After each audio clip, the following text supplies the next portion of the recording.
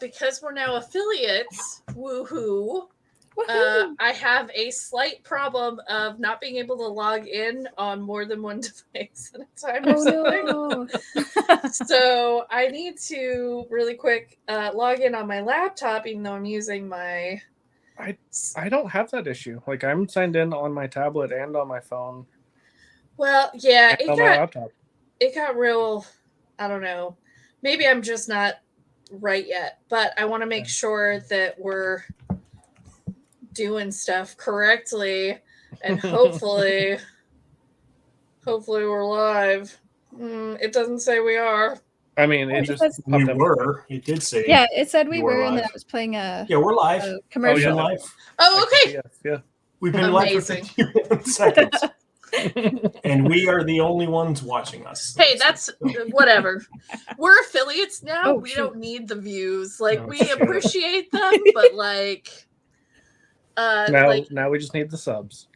Yeah. Well, yeah, if you want to. I really just Now we wanted need the the hot emotes. tubs. No, that's how you get the stream taken down, Jason. Until it gets put back up again. Just as long as you don't show nip, I guess, right? Like, Or feet, apparently. Yeah. no problem. I can avoid nips and feet really easily.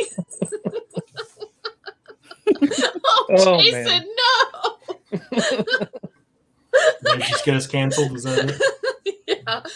First to stream as affiliate, and we're immediately taken down. It is our first affiliate stream. Hey, welcome everybody. I'm so glad you're here. It may just be us, and that's fine. But this is our first month of doing book club. We did the Trans Rights Readathon, which was really great. We all enjoyed it a lot, and so we decided to make this a thing. And because we write and we are all people who play tabletop games, storytelling is an important part of the craft. And the best way to get better at storytelling, besides writing, is to read other people's stuff. Yep. So and steal. Yeah, well, that is Steal all the ideas. Yes, I mean, it's funny you say that, Jason, because not to get too much into it. Yeah, well, not to get too much into it before we really get started, but playing weekly TTRPG where I'm like a space ranger and reading this, I didn't get nearly as far as I would like to, but like reading through this and seeing how they use technology, I'm just like, I need to use some of this stuff. Like, I need to find ways to incorporate. Very similar, but not the same thing, It's interesting you say that because so you play. Is it weekly that you do that? Yep. You play Together Among the Stars or Alone Among the Stars or whoever you have. I got the vibes from that book. Like, yeah. So anybody want to start us off with like a quick summary? What book did we read, Aaron? Oh, we read. We read A Long Way to a Small Angry Planet by Becky Chambers. That's right. Yeah. Sorry, I put it. No, I didn't put it in the. I hashtagged it. My bad, guys. That counts. That's Still okay. counts. It does. But if anybody wanted to give us a quick, I don't know, synopsis, not like a plot synopsis, but kind of like, give us a tease of what the book is about. Anybody? Yeah, the book was about a crew of construction road workers, basically. Highway, yeah. For all intents and purposes. Yeah, they punch holes in space to make black holes, basically. Yeah, roadables. So you can jump from one end of space to quickly. But it's very much it's a dangerous job, but it's like it's pretty commonplace at this point. So it's a crew of misfits who have kind of found their family amongst themselves on a very, very long trip. I think it's like a 3-year trip or something like that. Where I think it's supposed to be more like a year, but it's a while. Yeah, it's like galactic, whatever years or whatever. But each of them has a little story, and we get to it's just to say it's one long story or one cohesive story doesn't really. It's little vignettes about each of these people in the framework of this is what they're all up to on their on their journey across the galaxy. So it's more slice of life stuff from each of these crew members, and they're all different species. They're all different genders or non-genders or what. They have definitely a lot of representation, a lot of different, because it's not even what do they call them, like not even all like not even everybody's mammals, like it's like they talk about like it's not sapiens, but it's something else. Like do you have the sapiens? Let me see if I can quickly find something. Syssix is a reptile. She's a right, but I more mean like as opposed to Dr. Chef. What? Sapiens or something like that? Oh, it might be sapiens. Yeah. I meant more like that they don't have like Dr. Chef is not even like person shaped. Yeah. Oh yeah, they're not all humanoid. Yeah. He has to have like different accommodations. Right. I kind of imagined him kind of like a giant tardigrade. Yeah. That like just because like it would be like that cute sort of plushy look and with like all the legs and stuff. Yeah, leg hands. That's really interesting because I kind of like Alice in Wonderland kind of caterpillar vibes. So that's very, I feel like that's kind of similar in looks. But yeah, so not even like all with the same sort of body composition. Right. I felt like there was a lot of diversity in like not just wait a second. Look at this. Hey, Kayla, I didn't have the comments up. Hello. The Harmganians or whatever, one of the other species, the ones with they were the blobby tentacles. Yeah, they're like just blobs with tentacles on their chins. Yeah. And then like instead of a jaw, they have like tendrils coming out or something. Yeah. And you just literally got here. Okay, cool. Because my bad. And the species that they're going to make contact with, they describe them as like it's like a cockroach centaur. It's like bug bottom and then like plated exoskeleton on top. Very cool. Yeah, that was the other kind. That was. Or no, that wasn't. That was one of the other main species or one of the galactic species. Yeah, I can't think of their names. But yeah, I liked the diversity of species types as well, no species felt completely alien. That was like, that would never make any evolutionary sense for something to be set up like that. It was like there was enough explained about their home worlds or their cultures or whatever. It was like, okay, all right, that would make sense for the planet they came from. Yeah. I also really liked how they explain. So at some point in Earth's basic uninhabitability, which I feel like is a pretty common trope in these sort of things, there were two groups. And so, we're talking about A Long Way to a Small Angry Planet, Kayla. It is a book we all read for book club this month. And so even the humans, like there were the people who went and colonized Mars, who were for lack of a better term, the privileged. The rich people, yeah. And then there were the people, and I can't even remember the name. Maybe Alana had the Exodus fleet. Yeah. That basically, and so they almost have very little in common with each other now culturally, because they've changed a bit. Evolution-wise, they've changed. But it was interesting. They did talk about the fact that, like, once they sort of reconnected, they have started to homogenize a little bit between the two groups. Yeah, and it was also really interesting. Like, so humans are kind of the new kids in this space alliance. Mm-hmm. So kind of that a lot of people didn't feel like they were maybe worth saving, and that they were pretty close to extincting ourselves, kind of thing. Mm-hmm. And then we also have a character whose people did kind of fight to extinction. And so that's like the other side of the coin, and that was really interesting to be able to see. Like, even worse off than the humans, there are not enough of them to repopulate in any way. And they all separated because they wanted themselves to basically end. Is what they came to an agreement of. There was not a reason for them to continue on, they felt, as a species. Because they had warred themselves into extinction. That was Dr. Chef's people, right? The Grumpf, the Grumpf, the Grumpf. The Grumpf. Yeah. That was a sad. I mean, that was sad. That part made me cry. Story. Of the death of his species, and that was cool because the Grumpf were.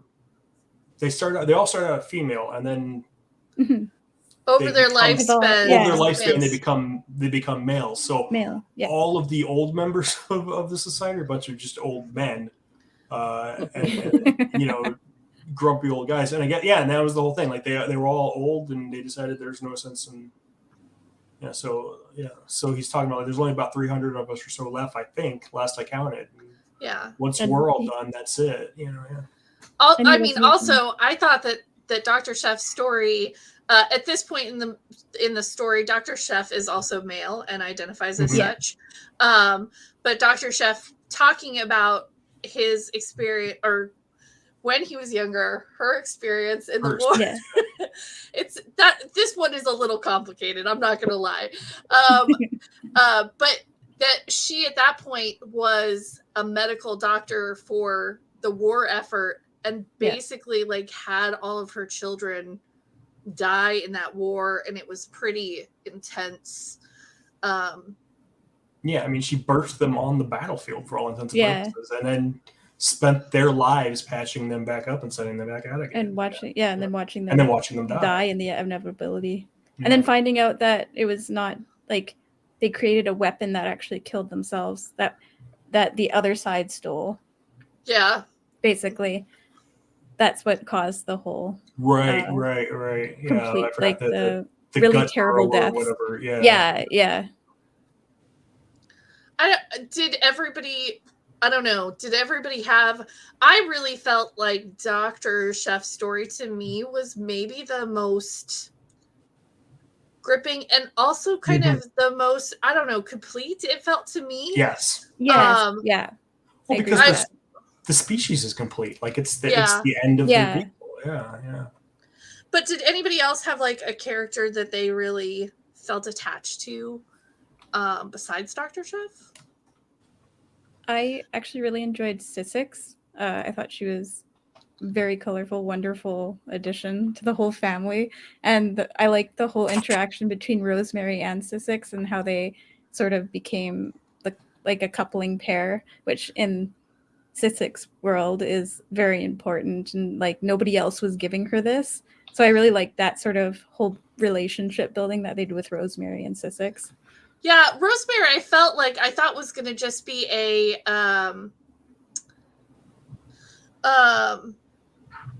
I thought was going to be like an audience stand-in. Right? That's what I thought at first too. The faceless protagonist for the audience. But that didn't really end up panning out, and so I was actually quite glad of that, because I thought it was a good way to bring in someone without knowledge of it, but not, you come in, she has a secret, she's from the Mars colony, she she hasn't been to space, that sort of thing, but is able to come in with outside knowledge that is both important and and eventually coalesces into the family, as it were. But yeah, Sissix is like our navigator or pilot, I think. No, She's the pilot. Yeah, she's the pilot. And well, technically navigate. Oh no, wait, the navigator's Ohan. Yeah. Yeah, who has a very interesting story himself. Yeah, or themselves. They have, and then he has, and then later he, but them during the story. Yeah. It's okay. So just to be clear, I don't have a physical copy because I had an audiobook. So like audiobook, I got a Kindle copy. Yeah, audiobooks is legit reading. There's no shame here. Yeah. I don't know, but we managed it. I mean, absolutely. I read way too much. And like right after this, because of this book, I went in, I started Murderbot, which I felt like had very similar cozy vibes, no matter what the title might tell you. It does not sound very cozy at all. But so that's another thing. This is a cozy story. Yes, very much so. Yeah. Oh, yeah, this is almost to the detriment of the exciting parts. Yes, and that's I think one of the things I said in the chat was even there's a couple parts where they're getting attacked, the ship is in danger, and you're like, they'll be fine, and even when a character, not to spoil, but a couple characters don't make it, and even then it's like, everyone else is going to be okay, or they'll be fine somehow, so I never really.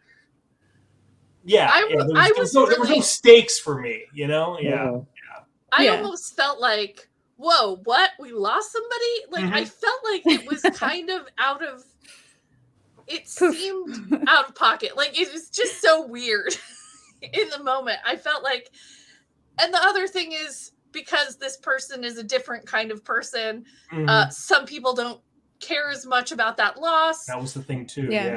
And so it's a very interesting loss in that it is and it isn't. Well, that character's new form, resurrection, metamorphosis, however you want to describe it without giving too much away, is a main character in the second book in the series that like follows her along. So it felt kind of very, knowing that, it felt kind of very much like, she was the trailer for the next book. Like they're, that makes more sense. Like the backdoor pilot. I will say that I did not I often have the want to like hyperfixate and like finish a whole series, and I didn't have that. I felt like this was very standalone and felt contained. Didn't feel like I needed to rush to the next book at all. I've only read the first one, and I read the first couple chapters of the second one, and I guess there's 4 or 5 books in the series, and they're all standalone. It's different pockets of the same universe, and every once in a while, like a character from one of the other books will pop up, but they're not. But yeah, it felt very much the same. Like the second one takes place, it's on one of the planets that they hang out. I think it's the planet with the people who do all the tech. Yes, who do all the augmentation. Right. It's Pepper. Oh, Cricket? Pepper was their friend. Yeah. Oh no, the other one. The other one. Not the one with all the bugs, but the one that it was where Jenks gets the AI kit from. Yeah. It takes place there, and it's not in a ship this time. It's in a spaceport, but it's the same thing. It's like we're all having little family, drama amongst ourselves with our found family.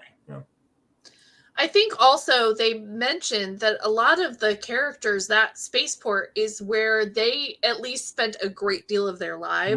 Right. I know that Dr. Chef worked there for many years. And he had a friend named Dravid, I think it was. Dravid or something. It was like David, but Dravid or something like that. And it was this good friend who taught him how to take care of other species as well, who was a doctor. Yeah, that's right.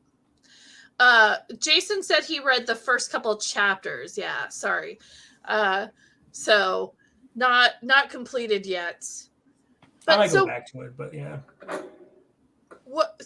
I think that I felt that.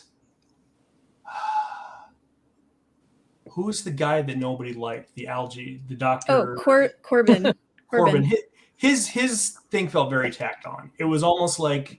We have to make him a person. Oh crap! I didn't do anything for Corbin. And then Okay. they want to do like the redemption thing, right? Yeah. He is definitely like the curmudgeon. He's there for a purpose. Mm-hmm. Like he is the one outsider in the family, and it did feel like, oh, we need to make him a person.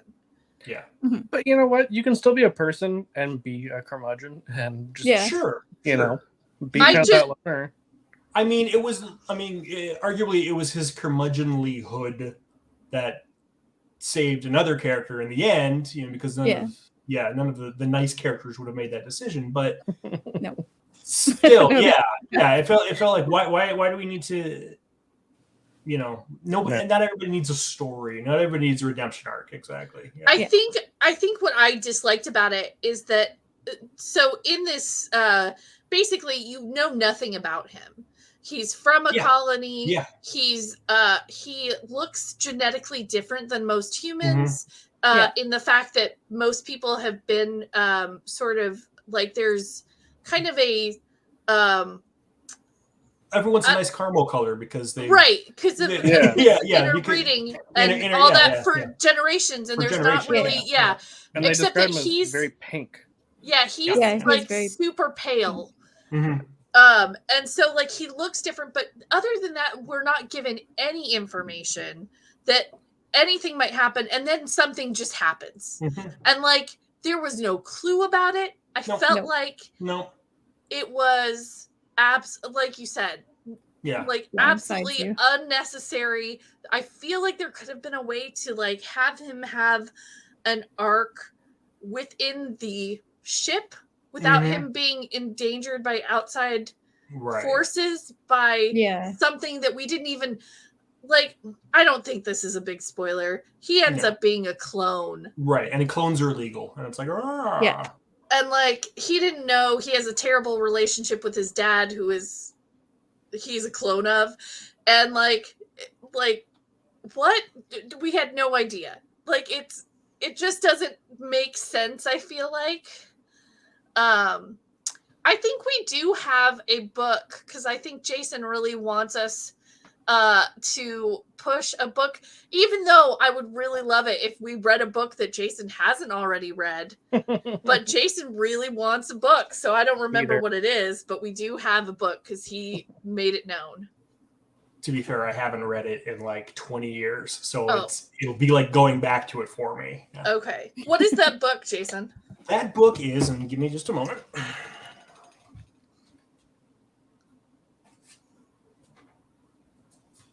Is it that copy of Hellboy I see?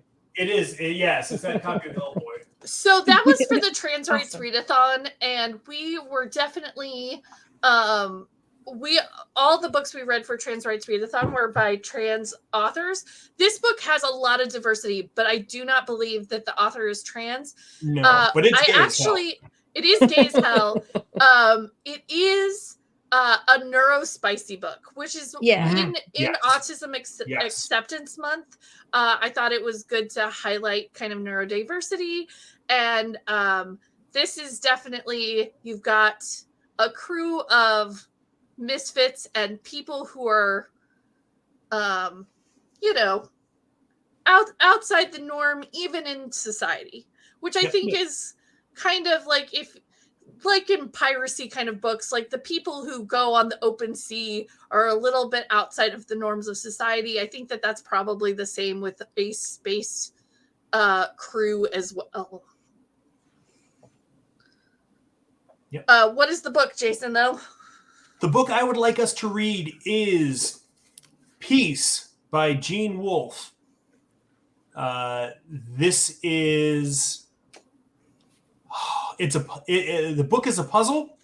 There is a deeper hidden context to it. All I want to say, because I don't want to spoil anything, is that the narrator is unreliable, and pay attention to the things that happen off screen, because they're usually the most important. But what it is on its surface, it's the memoir of the meanest and oldest guy in town.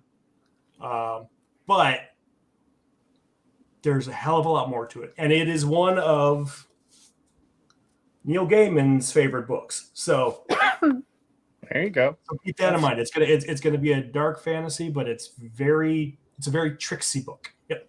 Ooh, fun. I like those. So, kind of what did everybody think of it as a whole? I mean, I'm a pretty big fan of like the, telling a story as a series of vignettes. Most of my favorite books have been kind of that way. It'll go back and forth between a handful of characters or, a whole crew of characters, and then eventually sort of come together. I like that kind of style. I mean, I really did like it as well. I thought it was great. It was cozy. I think that it would have been nice to have it maybe not quite as cozy so that the stakes could have seemed higher. And so, because when there were stakes, I kind of felt like I had been hit by a truck. Like, I didn't feel like they fit. Mm-hmm. Yeah. And I was like, whoa, what just happened? But other than that, like, I would give this book a solid 4 stars kind of thing. It's definitely good read. Yeah.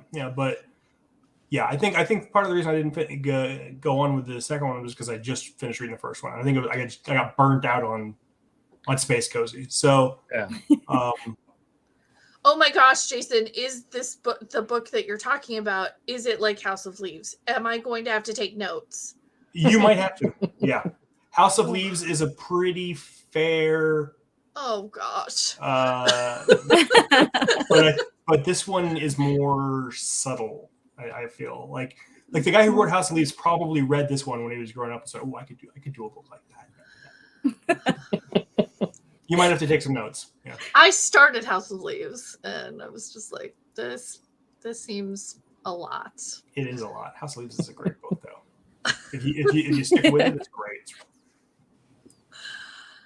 By the end of the book, he's reading the book that he's starring in, and he's tearing off the pages of the book and lighting them and reading them. So he's reading about himself reading the book with the pages of the book that he's burning. It's crazy. That was in House of Leaves, yeah. What about you, Alana? What'd you feel about? Sorry to keep going back and forth, but how'd you feel about? I really enjoyed the environment building of the book personally, just because there was so much flavor and context, and like you could actually imagine them. Like I loved the description of the fishbowl kind of thing, where like you can imagine these plants everywhere in this like beautiful atrium style bowl shaped thing that's also a restaurant style thing because Dr. Chef cooks there, and then it's also their social hall at the same time, and you just imagine this really nice cozy space, which I thought was really cool. So I really liked how they described the environments and kind of made it like come to life. I wish because I noticed that there was just like some species weren't really described very well, and I really wanted to imagine them more. So I was like, kind of like, oh, I feel robbed because right now this particular species is a blank blob in my brain, and I couldn't imagine them. So, but other than that, I can say, like, as a big Star Wars nerd, reading some of the books, there's a lot of times where I feel the same way, that it will say like, oh, they're this species. You get maybe like a couple of details, but then there's no other description. It doesn't flesh out like where they're from or what they look like. Or so, Kayla, this is not Douglas Adams. This is not like satire. However, it is funny at times. Like there are definitely like, but it's not like making fun of the society. I think it is very in itself. It's like sort of utopian, sort of hopeful about like, where I think it's been a long time since I read most of the Hitchhiker's books, but like I feel like they're kind of like making fun of how people are doomed.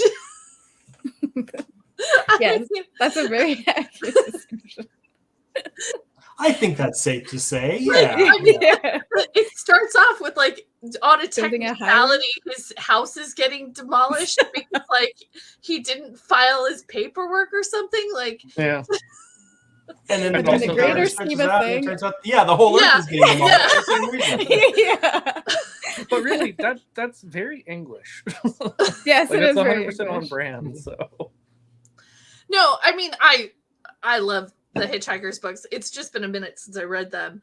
I just don't think that's the vibe at all. Yeah. I think that this one is more sort of hopeful, whereas that one is more pessimistic in its tone, is what If you took this book and took it off a spaceship and just made every character a kid in the LGBTQ house at some random college, you'd get the same. Like it would feel the same. Like you very very much get the same idea. Like that's what it would feel like. It almost felt like the sci-fi stuff was the afterthought. Yeah, for sure. And actually, that kind of brings me back to. So I picked this book. It's been on my list of books I wanted to read for a while. But I don't think it's a mystery to anybody who has heard us talk about this. But the game that we have, while it's changed in iterations, the next game in our that we are coming out with is supposed to be sci-fi themed. Diversity is something that we really value here at EFG. And so I thought that this kind of was on brand with us in a lot of ways, whereas at least in our current iteration, we may be a little bit more Douglas Adamsy in our pessimistic version of society. However, I really liked, especially like Alana said, the kind of the fishbowl, the greenery. I think that was all imagery that we had talked about as far as like kind of the utopian look from the outside of our game sort of thing. So I thought that was also really nice and useful and stood out to me when we had literally just been talking about, like I had sent Alana a whole bunch of pictures of like Earthship architecture, which is like, like very new, like futuristic, smooth, and but also full of plants. Yes, it's a great way to explain it. Yes, really, architecture that is super, super almost alien to our eyes, but just plants everywhere. So, definitely that was part of the reason why I wanted to go sci-fi with this pick. Anybody like feel like they could take anything? I mean, obviously, like Rick was saying before, with it being kind of vignettes, in that way, like it very easily could have been like, a TTRPG game. Oh yeah, lots of side quests, lots of personal, character building stories. Yeah, because why would we play the main quest when there's side right? Yeah, let's go off for the rails for sure. By the time they get to the main quest, dang it, it feels very like, oh yeah, we're doing this. Oh, okay. And that was the thing we were doing this whole time. It took a long time to get here. Like tacked on. Well, it was a long way. Yeah. And it's just kind of tacked on at the end, and it's like it's finished in 2 pages, and it's like, oh, all right, I guess that was the And sometimes when you have a long campaign and the characters spend more time role playing than they do paying attention to what the DM is telling them, the ending does feel a little anticlimactic. Yeah. Which I'm not gonna lie is my favorite type of campaign. Sure. I am the kind that wants the crazy interactions. I just want I want the characters to tell the story. I want it to be a character driven story, which this definitely was. Yeah. Anybody else have any thoughts? Like, this was kind of short. I guess that in the past because we did so many books last time. Oh, we should talk about Ohan a little bit, because that was an interesting thing in itself. Ohan. Yeah. That was honestly, I was kind of not expecting that to be so, like, make me think ethically about it. Yeah. Because is it like the or not the parasite, but the viral infection that he has, or is it him who actually wants this? So Ohan is a species that I always just kind of sloth-like is what I think of him as. Yeah, that's how I imagined him as well. Yeah. But a lot of the people in their species get a viral infection, and with that infection, they are able to basically comprehend space in a different way than most people could. It's like the spice in Dune. Yeah. Like they see in extra dimensions or whatever. Representation. Yeah. So in that way, they are, and when they become infected, they are of plural mind. They identify they them as a plural, but it also is killing them. Yeah, it shortens their lifespan by like what 2/3, something like that. Didn't I think that they say some of them they usually live to about a century or so? Yeah. Oh, I thought it was 200, and then they lived to be like 30 if they had. So shortening it to a sixth of their lifespan then. Okay. Yeah. The ones that they found on that one little planetoid or whatever. Yeah, we're like 150. They didn't even know the extent of the age that they could live to yet. That was the crazy part of it. They were like 150, and they didn't know how far it could go. Okay. Yeah. Some of the people decide of his species, of Ohan's species, to get the virus taken out, and it's there is a cure for it. Right. However, that is seen as so abominable in their culture. It's they are like disowned. Out. Yeah, they get exiled from the Yeah, they're literally heretics. Exactly. Yeah. And the place that they ended up is like their personal exile, because the heretics also still believe in some part this that they don't deserve to be existing like freely, I would say. They feel like they have to isolate on this one rock. So that was something interesting too, because they were so based in that belief that they had to continue doing that. Even when you escape the cult stays with you. Yeah, exactly. And so, kind of in the end, they're like, because Ohan is dying, like as things are coming down, they have already given they have the cure because they had run into people earlier. But Ohan's wish would be to perish with his symbiotic relationship with this virus. That is not what ultimately ends up happening, but it is not a choice that probably anyone else on the crew would make, except Dr. Corbin. The curmudgeon who wants to save everyone at the end, because otherwise, without their navigator, they're kind of screwed. But it was really an interesting ethical sort of, because it's a religion. It's really wrapped up very interestingly in this book. It is their religion. It is actively shortening their lifespan. But we also do find out that when they lose the virus, they maintain their ability to see the vastness the way that they were able to before. So they don't lose that ability in being able to navigate. So Ohan as a singular entity could go on to navigate. And that's ultimately what he decides to do. Yeah, he decides to stay.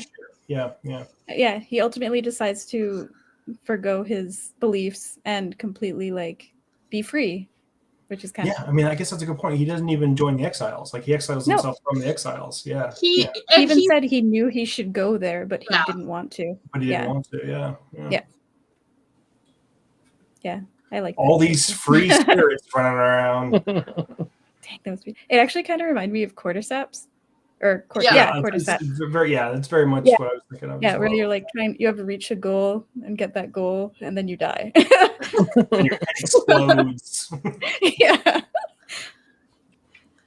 I mean, and there are honestly characters in here that we didn't even touch on, like the captain. Oh right, boring human is kind of a boring human. Kizzy and Jenks, and like there were a bunch of people that we didn't even talk about. So like there's a lot of Kizzy, by the way, is just Kaylee from Firefly. From Firefly, yeah. Yeah, it's funny. You were asking about that before we went live, and then we didn't talk about it. Yeah. We're like, right, check mark. I was just like, I can't remember what name was which, because I was like, they're both so close, and they're both the same character in my head. It really was kooky engineering chick. Check. Yeah. Okay, move on to the next. If we had Jewel State to be here, we would, but it's a book, so we can't do it. Anybody else have any final thoughts? Well, thanks for joining us. We're going to do this again at the end of next month, which we are going to be reading, if you want to get it out again, Peace by Gene Wolfe. Which, I'm going to be honest with you, after that, I'm not super excited, but Neil Gaiman... from his afterword says, a tricky, evil, deep, and remarkable novel by one of America's finest writers. It is not merely one of my favorite books, although it certainly is that. It's one of a tiny handful of modern novels of which I am in awe. So I'm gonna make a real Jewel State though, absolutely. Yeah, absolutely Jewel State. Yeah.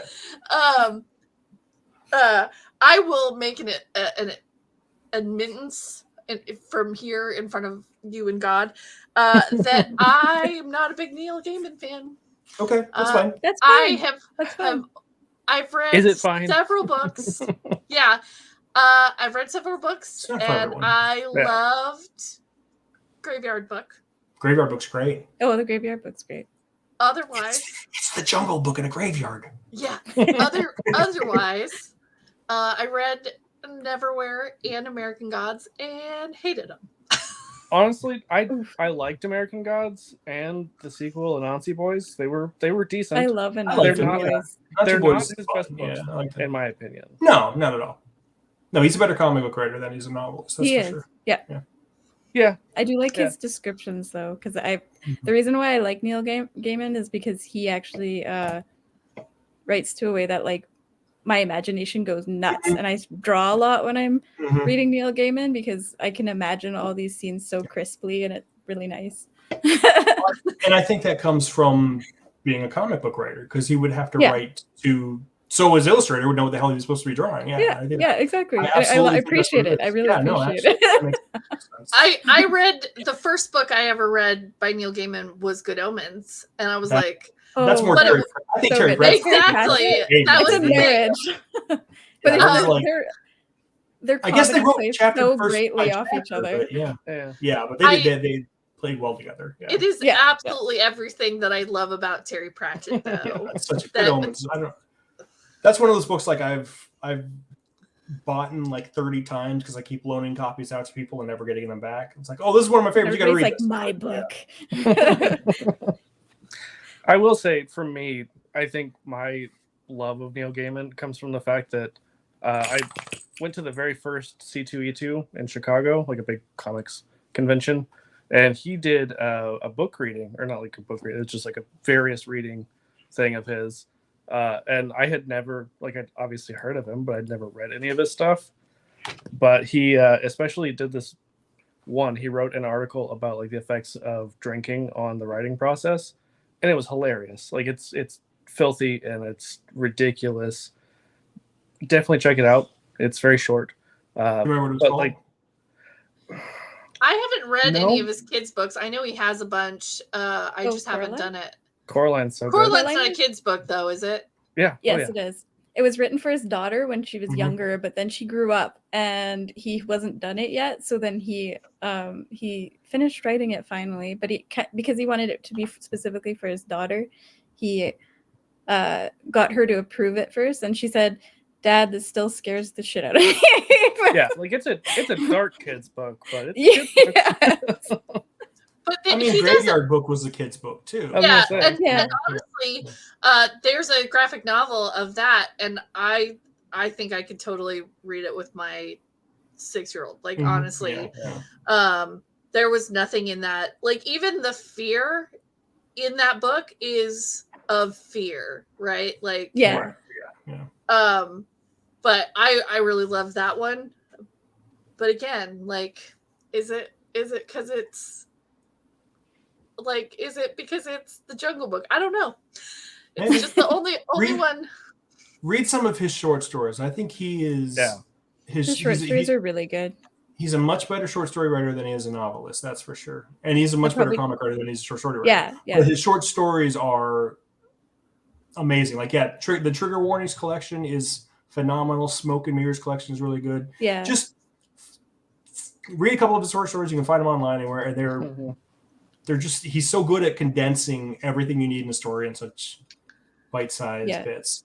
Well, interestingly, Alana and I talked about this last month, that I had not done short stories in the past, like at all. I was, but like after the Transrights Readathon, and I read so many short books to get through so many books, I was like, man, this is a whole art form. Why haven't I been reading short stories? Writing a good short story, I think, is so much harder than people realize because you have to encapsulate so many experiences into just a few short pages. Yeah. All right, guys. I think that's where we're gonna stop for tonight. Thank you for coming to our first affiliate stream. We will soon have emojis or emotes, as they're called. Sorry. Yay. Don't get a shadow banned right off the bat. Thanks, Kayla. And honestly, if you want to read the book, you're more than welcome to join the stream. Because I'm terrified now that I know what Jason wants us to read. But and you can be sure that no one other than the four of us will be interested, because I've tried. And no one else is wanting to join our company book club. Not even the other employees sometimes. We don't have employees. We're just all here for funsies. But yeah, that would imply some of us are getting paid. Well, I will say this: if you can't make it through, if it's not catching your interest and you don't want to, I won't take it personally. It's a challenging read. It really is, but I think it's worthwhile. Yeah. Yeah, maybe we'll plan it out for a couple months. If it's just me who reads it again, and I got to do the book just by myself, I mean, I'll give it a go. I will probably maybe what I'll do is I'll listen, because I'm such an audio person. I could listen, and if I could get a physical copy, then I could take notes too. But is part of it like the reading of the words too? Like, so there's some like House of Leaves, you have to like put spaces. stuff in the mirror. Yeah. No, there's nothing like it's nothing like that. Okay, It's nothing like that. Yeah, he's not playing around with the font or anything like that. Okay, because thank God. There's this wonderful book that somebody showed me, and it was horrible because at some point it was just a full page of one letter, and you're like, what's going on in this book? That's where he fell asleep on the typewriter. Yeah, I was gonna say, the cat stepped on the keyboard, and I can't remember what the book was called, but it was a really interesting. They just showed me a few pages. Yeah.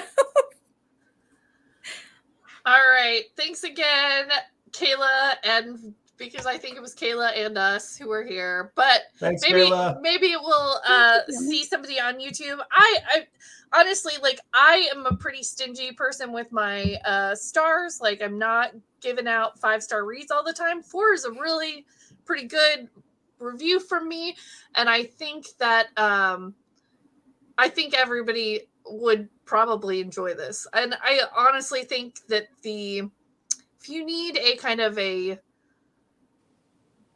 easier on your lower stakes, as cozy fantasy is in a big thing here. I feel like this is cozy adjacent. Like, there are some stakes, but it's not no stakes. There are stakes. But you could wrap yourself up with a blanket and a cup of tea and finish this book on a Sunday. Like, it's that kind of it's not, and possibly accidentally fall asleep. I did it so many times. You probably will. Yeah. I was reading it and I'd fall asleep while reading it, so it's very cozy. Yeah. I mean, there are chapters talking about how much, one character likes the type of tea that the other one makes. And it's like, that's the chapter. And you think it's like, oh my gosh, but it's sweet. It's cozy. Yeah. You'll probably fall asleep. Yeah.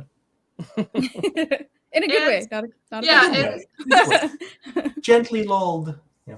Yes. And similar vibes. I'm hoping I finished the first Murderbot Diaries, so I'm excited. Murderbot is what the name of the robot is, not his MO, but not what he does. Yeah. But kind of I was feeling some space hijinks, so that's what I went into next. But we'll see you guys all in Discord and join us for next month's Jason's crazy pick. I'm gonna get through it one way or the other. You guys may never let me pick a book again after this one, but we'll see what happens. Entirely. I'm kind of jumping in right into the deep end with this one, but it's okay. We'll see. All right. Thanks for joining us. And join us in the Discord and we'll talk about the book throughout the month, and then we'll do one of these, and we will be happy to talk more with anybody who wants to talk to us. All right. Bye, guys. Bye. Good night, everyone.